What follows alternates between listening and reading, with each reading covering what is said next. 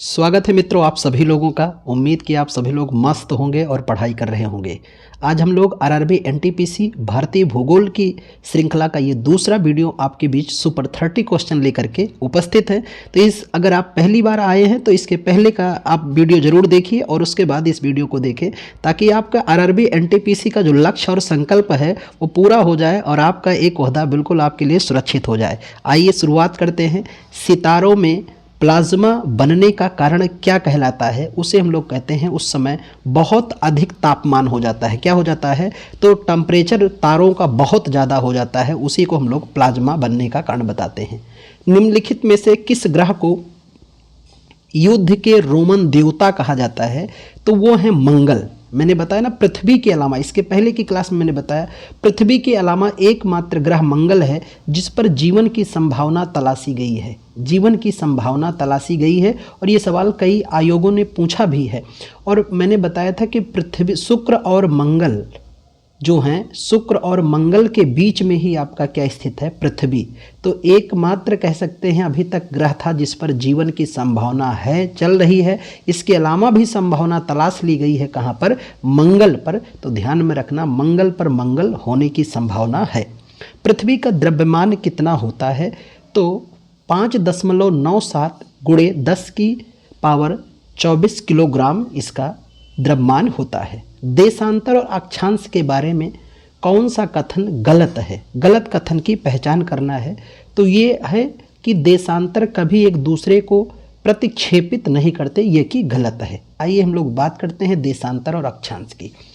तो पृथ्वी पर हमारे जो पूरब से पश्चिम रेखाएं देख रहे हैं आप चित्र में, जो पूरब से पश्चिम रेखाएं खींची गई हैं या मापी गई हैं, इन सभी रेखाओं को हम लोग क्या कहते हैं? अक्षांश रेखा। लेकिन अगर इसी पृथ्वी या ग्लोब पर उत्तर से दक्षिण के मध्य रेखाएं जो मापी या खींची जाएं, उन्हें हम लोग क्या कहते हैं? देशांतर रेखा के नाम से जाना जाता है। देशांतर रेखाएं हमारी कुल कितनी होती हैं? 360 रेखाएं होती हैं। कितनी? 360। 180 रेखा पूरब में होती हैं, 180 रेखा पश्चिम में होती हैं। दोनों को मिला दोगे तो 360 देशांतर रेखाएं होती हैं। देशांतर के आधार पर समय में परिवर्तन होता है। किसमें? समय में। बाकी अक्षांश की बात करें तो अक्षांश रेखाओं की कुल संख्या कितनी होती है? 181।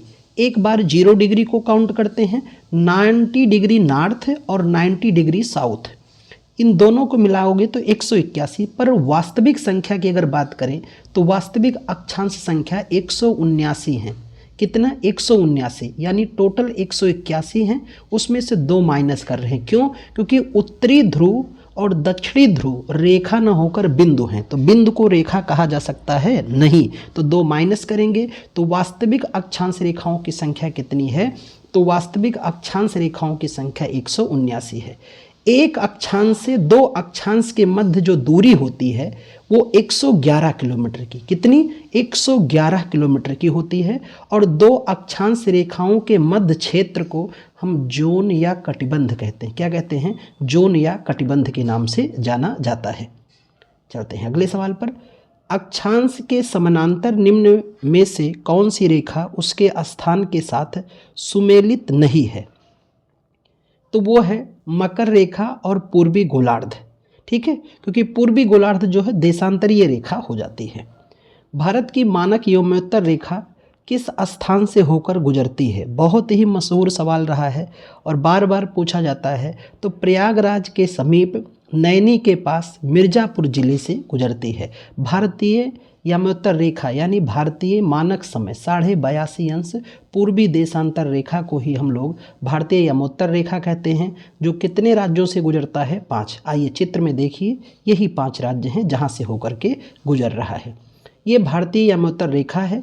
आंध्र प्रदेश, उसके ऊपर उड़ीसा, फिर मध्य प्रदेश, आंध्र प्रदेश, उड़ीसा, छत्तीसगढ़, मध्य प्रदेश, उत्तर प्रदेश। तो 5 राज्य मैं लिख दे रहा हूँ उत्तर से दक्षिण क्रम में। उत्तर प्रदेश से, मध्य प्रदेश से, छत्तीसगढ़, उड़ीसा और आंध्र प्रदेश, इन 5 राज्यों से भारतीय मानक समय या यमोत्तर रेखा गुजरती है। लेकिन एक सवाल और, कर्क रेखा, ये जो 23.5 डिग्री नॉर्थ होता है, इसे हम लोग कर्क रेखा कहते हैं।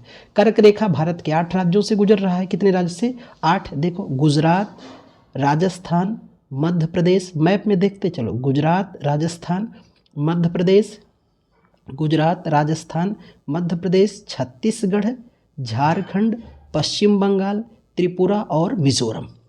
अब बात करते हैं कि भारतीय मानक समय यानी 82.5 पूर्वी देशांतर और 23.5 डिग्री उत्तरी अक्षांश रेखा कितने राज्यों में आपस में मिलती हैं? 2 राज्यों में, मध्य प्रदेश और छत्तीसगढ़ में इनका आपसी मिलन होता है।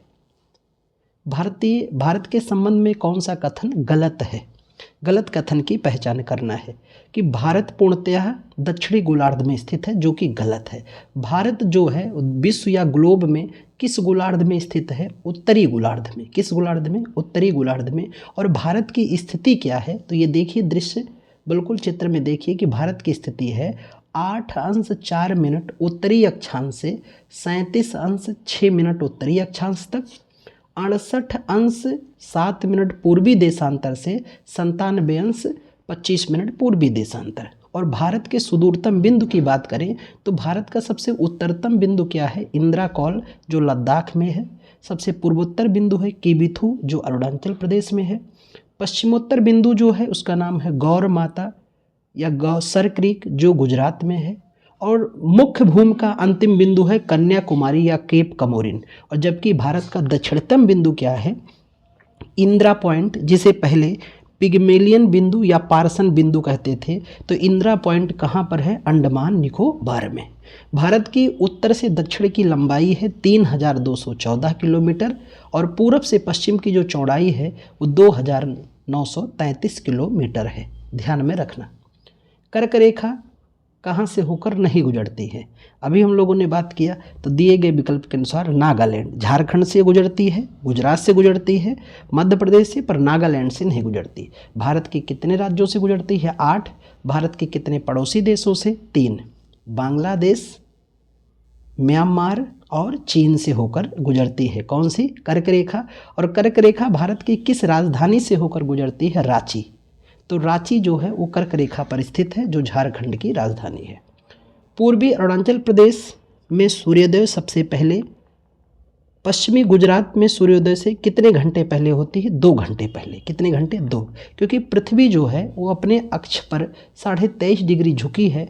पश्चिम से पूरब की ओर वो क्या करती है? पश्चिम से पूरब की ओर घूर्णन करती है। इसीलिए कहते हैं पूरब की ओर जाने में समय में वृद्धि होती है और पश्चिम की ओर जाने में समय में कमी होती है, क्योंकि भारत जो है वो लंदन के पूरब में है। इसलिए जो हमारी घड़ी है वो GMT से, ग्रीनविच मीन टाइम, जहाँ से टाइम का निर्धारण किया गया है, वहाँ से 5.5 घंटे आगे है। क्यों? ये देशांतर के आधार पर तय किया जाता है, क्योंकि एक देशांतर बराबर कितना मिनट होता है? 4 मिनट होता है। कितना मिनट? 4। अब भारतीय देशांतर कितना है? 82.5 पूर्वी देशांतर। तो देखो 82 को एक देशांतर बराबर कितना मिनट? 4। तो 82 को 4 से गुणा कर दो, 4 दूना 8, 8 4 8 चौक 32। तो एक देशांतर बराबर 4 मिनट, तो आधा देशांतर बराबर 2 मिनट और जोड़ दो तो कितना हो गया? 330 हो गया। अब 330 मिनट को भागाकार कर दो 60 से, तो घंटा निकल आएगा कितना?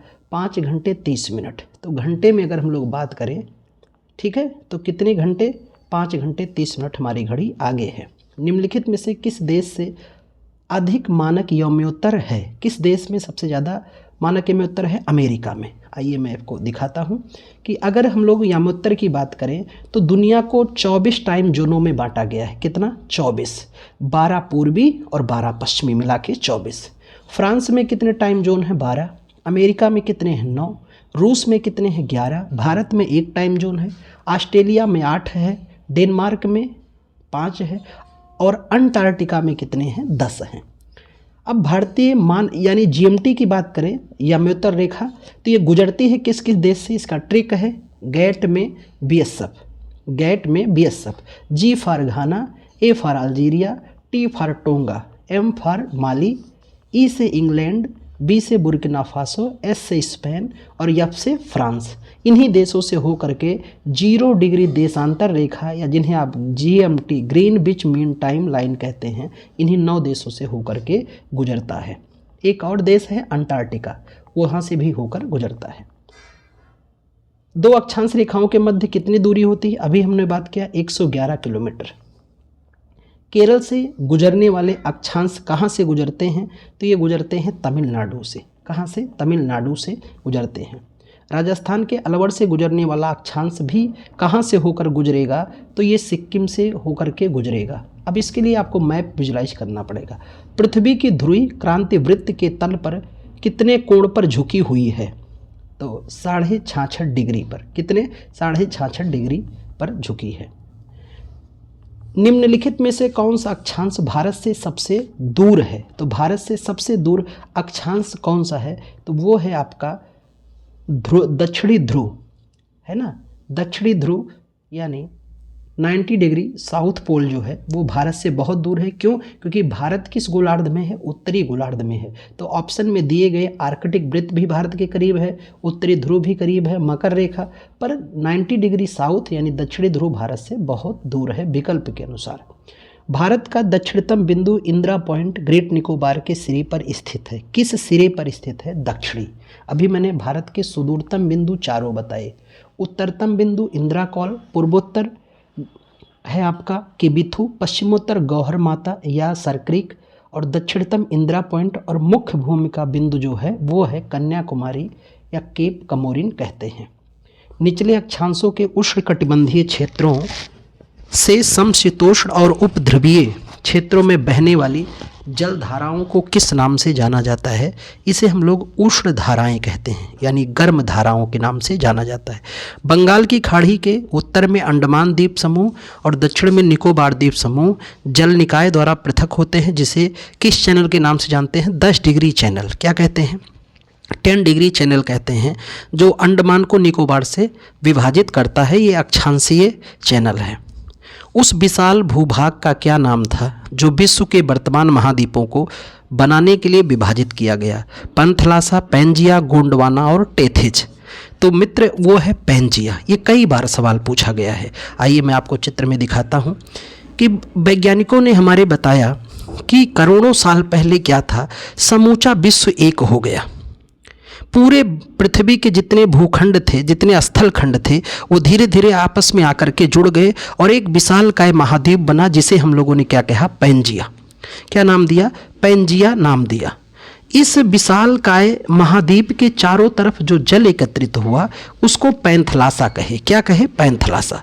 कहते हैं कि इस विशाल महाद्वीप में एक लंबे समय के बाद क्या हो गया? दरार पड़ गया और इसका जो सबसे पहले दक्षिणी टुकड़ा अलग हुआ, जिसे हम लोग गोंडवाना लैंड कहते हैं। क्या कहते हैं? गोंडवाना लैंड कहते हैं।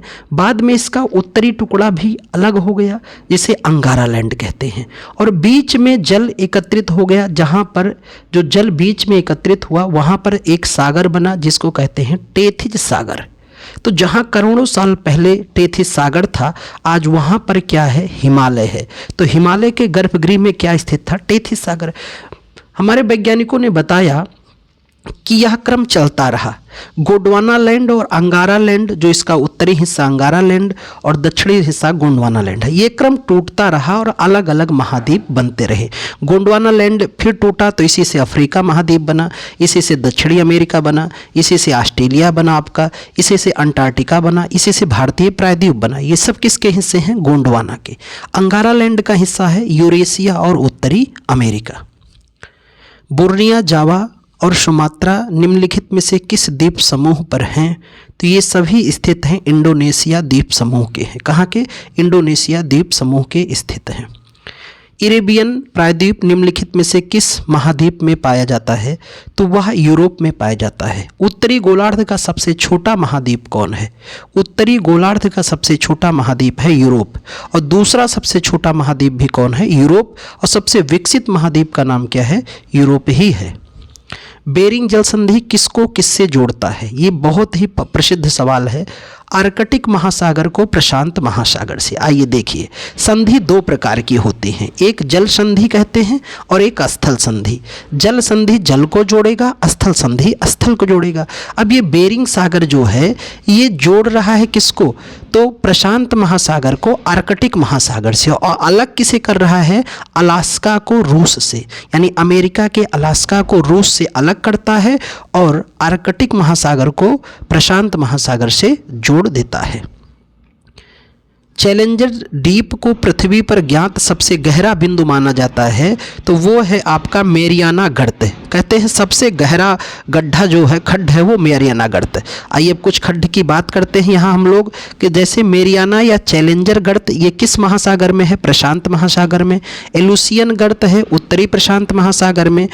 मिंडनाओ जो है ये भी उत्तरी प्रशांत महासागर में। जापान गर्त प्रशांत महासागर का है। क्यूराइल गर्त भी प्रशांत महासागर में है। और अटाकामा गर्त जो है ये आपका दक्षिणी प्रशांत महासागर का हिस्सा है। निम्नलिखित में से किस महाद्वीप में 6 सबसे अधिक आबादी वाले देश स्थित हैं?